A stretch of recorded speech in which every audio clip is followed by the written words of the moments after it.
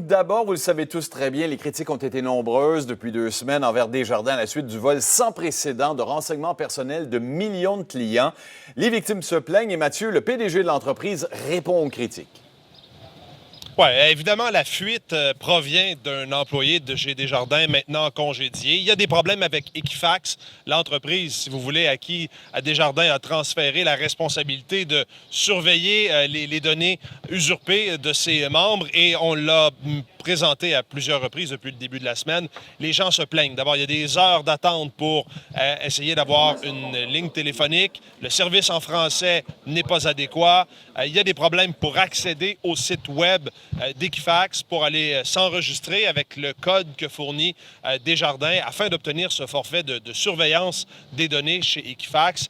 Et donc, vraiment, il y a une crise importante chez les membres où on n'est pas en mesure d'obtenir un service de protection de données. Desjardins dit qu'entre-temps, il va s'assurer de protéger les données de ses membres. Jusqu'à présent, il y a seulement 100 000 personnes, Richard, qui ont pu activer leur forfait de surveillance de données. Il y a 2,9 millions de personnes qui sont touchées dans cette affaire-là. Le président admet qu'Equifax n'est pas à la hauteur. Aujourd'hui, là, ce qu'on constate, là, puis je pense que de poser la question à Equifax serait encore plus efficace que moi, puis je peux vous dire qu'on l'a posé plusieurs fois, là, puis je suis pas ici pour les blâmer, là, je cherche des solutions, là, mais je peux vous dire que leur service n'est pas à la hauteur des standards de Desjardins. C'est ce qu'on a constaté dans les derniers jours et on met de l'avant des nouvelles solutions aujourd'hui. Bon, on parle de nouvelles solutions qui, dès la semaine prochaine, seront mises de l'avant.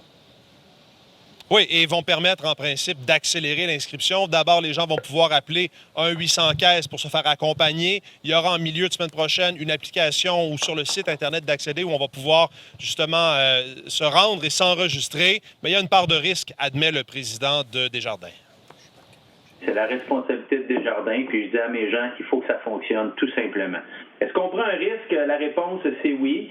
Si tout le monde se met lundi matin à 8 heures à appeler tout en même temps, on va recréer le problème et la multiplication des portes va faire que les gens vont utiliser différentes portes et ça va permettre de gérer un peu l'entonnoir qu'il y a.